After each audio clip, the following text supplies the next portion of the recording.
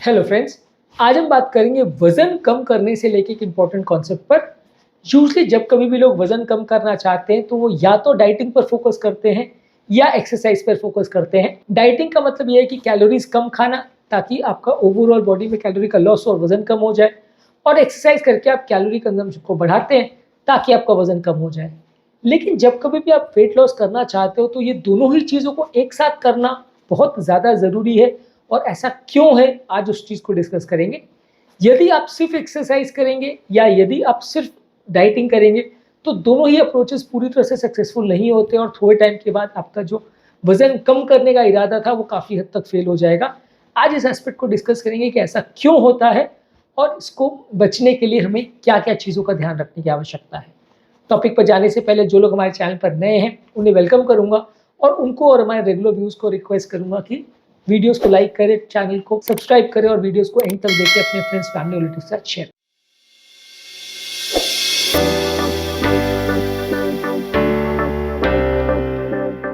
सबसे पहले इंपॉर्टेंट चीज़ जानने की ज़रूरत ये है कि जब कभी भी हम वेट कम करने की कोशिश करते हैं, यदि हम डाइटिंग करके अपना खाना कम कर देते हैं, तो उस समय ऐसा होता है कि बॉडी अपने मेटाबॉलिज्म को या कैलोरी के यूज़ करने की जो प्रोसेस है, उसको ही कम कर देता है। इस वजह से हमें रिजल्ट्स मिलना बंद हो जाते हैं या कम हो जाते हैं। मान लीजिए अगर किसी व्यक्ति को 2000 कैलोरी का दिन भर में उपयोग होता है उसकी बॉडी में, तो हम कोशिश करते हैं कि 2000 के बदले हम दिन भर में 1500 कैलोरी खाएँ, ताकि 500 कैलोरी का डेफिसिट क्रिएट हो जाए। और जब 15 दिन हम ये डेफिसिट मेंटेन करेंगे तो 1 किलो वज़न कम हो जाएगा, क्योंकि 7.5 से 8000 कैलोरी अगर हम कम कर देते हैं तो 1 किलो का वज़न फ़र्क पड़ जाता है। तो जब कभी हम इस तरह का अप्रोच करते हैं, तो काफ़ी चांसेस ये है कि जब बॉडी इस तरह का सिग्नल उसको मिलता है कि भाई कैलोरी आना कम हो गई है, इस तरह से वज़न कम होने लगेगा, तो बॉडी अपने फैट को बर्न करने के बदले या उसको यूज़ करने के बदले सबसे पहले आपका कैलोरी कंजम्पशन को और आपके मेटाबॉलिक रेट को ही चेंज करना चालू कर देती है। कैलोरी कंजम्पशन को चेंज करने के लिए वो आपको भूख के सिग्नल्स भेजना चालू करती है, आपको बार-बार मैसेज आने लगता है कि भूख लग रही है, भूख लग रही है। आपको और खाने की इच्छा होने लगती है। ये क्रेविंग को कई बार आप कंट्रोल नहीं कर पाते तो आपकी डाइटिंग टूट जाती है।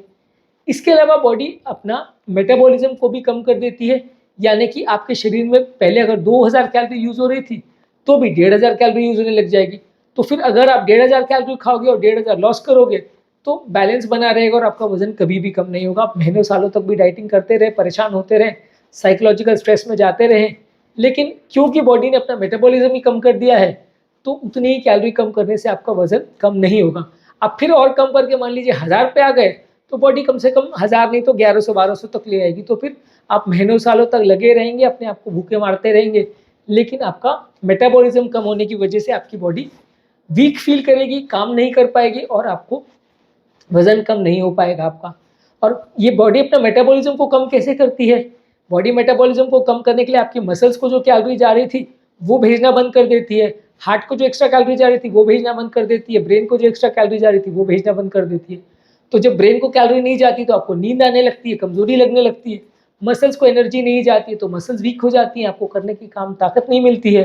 हार्ट को एक्स्ट्रा एनर्जी नहीं मिलती है, पेट को एक्स्ट्रा एनर्जी नहीं मिलती है, तो ये सारे काम उनके स्लो हो जाते हैं और सारे सिस्टम बहुत स्लो और शिथिल तरीके से काम करने लगते हैं, जिसकी वजह से आपका मेटाबॉलिज्म कम हो जाता है और जिसकी वजह से आपका वज़न कम नहीं हो पाता है। आप कितना भी कैलोरी कट डाउन करते रहो, लेकिन आपका वज़न कम नहीं होता। तो इसको कम करने के लिए या इस प्रॉब्लम से बचने के लिए आप क्या करते हो?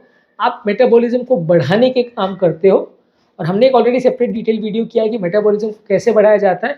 उसमें सबसे इम्पोर्टेंट और अच्छी चीज़ ये है कि आप वर्कआउट करिए। आप डेली बेसिस पे एक्सरसाइज करिए, क्योंकि कैलोरी लूज़ करने का सबसे अच्छा तरीका एक्सरसाइज है।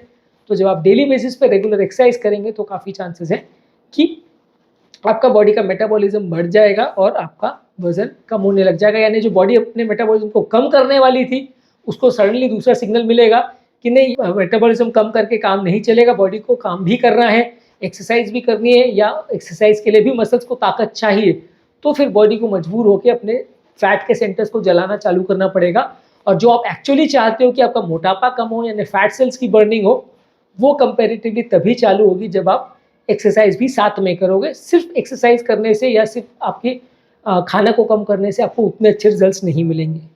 यही चीज़ अगर आप साथ में सिर्फ एक्सरसाइज करोगे और खाने को कम नहीं करोगे, तो भी वही होगा कि बॉडी अपने मेटाबॉलिज्म को बढ़ा देगी, और आप अगर उस टाइम ज़्यादा खाना खा रहे हो तो उस समय वो एक्स्ट्रा कैलोरीज जो है बॉडी अपने फैट सेंटर्स में स्टोर करने लग जाएगी, तो उस समय आपका वजन कम होने के बदले उल्टा बढ़ भी सकता है। तो आप सिर्फ एक्सरसाइज करके भी उतना सक्सेसफुल नहीं हो पाओगे। इसके अलावा ये कि यदि आप सिर्फ डाइटिंग करते हो और साथ में एक्सरसाइज नहीं करते हो तो बॉडी धीरे धीरे करके अपना मसल मास भी लूज करने लगती है, जिसकी वजह से आपका ओवरऑल हेल्थ कॉम्प्रोमाइज हो जाता है। यदि आप साथ में एक्सरसाइज भी करते हो तो ओवरऑल आपका हेल्थ बेटर रहता है, आपका बॉडी का कॉम्पोजिशन बेटर रहता है, यानी जिस चीज़ को हम लीन मास कहते हैं यानी फैट फ्री मास बोलते हैं वो बढ़ता है। नॉर्मली व्यक्ति की बॉडी में जितना लीन मास हो यानी जितना मसल मास हो, फैट कम हो, उतना उसको हेल्दी माना जाता है। तो आपका बॉडी कॉम्पोजिशन बेटर होता है और आपका मसल का मास बढ़ता है, फैट का मास कम होता है। इसके अलावा आप एक्सरसाइज अगर रेगुलरली करते हो तो आपके खाने की प्रैक्टिस और उसके रेगुलेशंस को भी आप मैनेज कर सकते हो। आप जब भी एक्सरसाइज करते हो तो उस दौरान आपकी भूख नहीं लगती है और उसके बाद फिर आपको थोड़ा भूख लगने लगती है या भूख बढ़ाती है, तो कितना आप किस हिसाब से एक्सरसाइज कर रहे हो उस हिसाब से आप अपनी एपेटाइट को और अपनी भूख को रेगुलेट कर सकते हो, जिसके हिसाब से आप अपने डाइटिंग और वेट लॉस के रेजिमेंट को प्लान आउट कर सकते हो। जब आपको बहुत अग्रेसिव करना है तो बहुत ज़्यादा वर्कआउट करिए, जब आपको सिर्फ वेट मेंटेन करना है तो आप सिर्फ माइल्ड एक्सरसाइज करिए, थोड़ा वॉकिंग वगैरह करिए, तो उसमें आपका वेट सिर्फ मेंटेन होगा, उतना कम नहीं होगा। तो इस हिसाब से आप अपने वेट लॉस के स्पीड को और अपने ओवरऑल रिजल्ट्स को मॉडिफाई कर सकते हैं और आप चीज़ों को खुद कंट्रोल में ले सकते हैं। सब चीज़ आप नेचुरल चीज़ों पर छोड़ दें, नेचुरल हैबिट्स पर छोड़ दें, उसके बदले आप एक्सरसाइज करके और साथ में डाइटिंग एक साथ करके आप अपनी खाने को और अपने एक्सरसाइज को मैनेज करके अपनी डाइटिंग के प्रोसेस को अपने कंट्रोल में ले सकते हैं और अपने वजन कम करने के प्रोसेस की स्पीड को भी खुद रेगुलेट कर सकते हैं। इसके अलावा एक्सरसाइज करने से आपको साइकोलॉजिकल बेनिफिट्स भी मिलते हैं। अगर आप बहुत ज़्यादा डाइटिंग करते हो और बॉडी बहुत कमज़ोर हो जाती है तो आपका माइंड भी थोड़ा शिथिल हो जाता है, आपको डिप्रेशन एंग्जाइटी भी ज़्यादा होती है। तो आप एक्सरसाइज अगर करते हो तो थोड़ा आपको उसमें मेंटल रीइंफोर्समेंट भी मिलता है और आपका माइंड जो है एंग्जाइटी और डिप्रेशन से बाहर आ जाता है। इसके अलावा आपको कैलोरी की कीमत भी एक एहसास होती है। कई बार जब आप सिर्फ डाइटिंग करते हो तो आप रियलाइज़ नहीं करते हो कि एक छोटी सी मिठाई में या एक समोसे में कितनी कैलोरी होती है, लेकिन जब उस 200-300 कैलोरी को जलाने के लिए आपको 1 घंटे तक एक्सरसाइज करनी पड़ती है, जब उस एक पिज़्ज़ा की स्लाइस में 250 कैलोरी होती है, 2 पिज़्ज़ा स्लाइस में 500 होती है, वो 500 कैलोरी को जलाने के लिए जब आपको पूरा 1 घंटे तक साइक्लिंग करनी पड़ती है फुल स्पीड में, तब आपको रियलाइज़ होता है कि यार ये पिज़्ज़ा की 2 स्लाइस वर्थ नहीं है, ये जितना टेस्ट देती है उससे कहीं गुना ज़्यादा मुझे साइक्लिंग करने में मेहनत करनी पड़ती है। तो आप अपने बिहेवियर को भी इस हिसाब से चेंज कर सकते हो। एक रीइंफोर्समेंट भी आपको मिलता है कि यार ये वर्थ नहीं है एक्स्ट्रा जो मैं खाना खा रहा हूँ, क्योंकि ये थोड़ा सा ही मुझे टेस्ट देगा, लेकिन इसके बदले मुझे 1 घंटा जो जिम में मेहनत करनी पड़ेगी या 1 घंटा मुझे साइक्लिंग करनी पड़ेगी, वो वर्थ नहीं है। मुझे वज़न कम करना है तो मुझे खाना कट डाउन करना पड़ेगा। तो एक तरह से माइंड को भी रीइंफोर्समेंट मिलता है। आप साइकोलॉजिकली भी अपने आप को कन्विंस कर सकते हो कि आपको कम खाना है। अपने आप को एक्सरसाइज में जब आप कैलोरी मेजर करते हो तब आपको पता चलता है कैलोरी की कीमत और साइकोलॉजिकल इसका एडवांटेज मिलता है वेट लॉस करने में। इसके अलावा एक बिहेवियरल सिनर्जी मिलती है। जो रेगुलरली एक्सरसाइज करते हैं उनको थोड़ा हेल्दी फूड चॉइसेस की आदत हो जाती है। वो ज़्यादा प्रोटीन लेंगे, ज़्यादा फाइबर्स लेंगे, हेल्दी फैट्स लेंगे, कार्बोहाइड्रेट्स कम लेंगे। प्रोटीन वाली चीज़ें को अपने मसल बनाने के लिए भी उनको चाहिए होती है। और जो लोग डाइटिंग करते हैं वो कंपैरेटिवली उतना अनहेल्दी नहीं खाएंगे जो एक्सरसाइज वालों को चाहिए। तो इस हिसाब से जब ये दोनों चीज़ आप साथ में करते हो तो आपका ओवरऑल बिहेवियर एक हेल्दी हो जाता है और आप वही चीज़ें खाते हो जो वज़न कम करने के या कंट्रोल करने के हिसाब से हेल्दी वे में ज़रूरी है, और अनहेल्दी चीज़ों को आप खुद ही अपने डाइट से हटाने लगते हो। इसके अलावा आपका वेट लॉस जो है वो मेंटेन भी अच्छी तरह से होता है जब कभी भी आप दोनों चीज़ों को साथ में करते हो। अदरवाइज़ जब भी आप डाइटिंग करना बंद करते हो वापस वज़न बढ़ना चालू हो जाएगा, या जब आप एक्सरसाइज करना बंद करते हो वापस वज़न बढ़ना चालू हो जाएगा।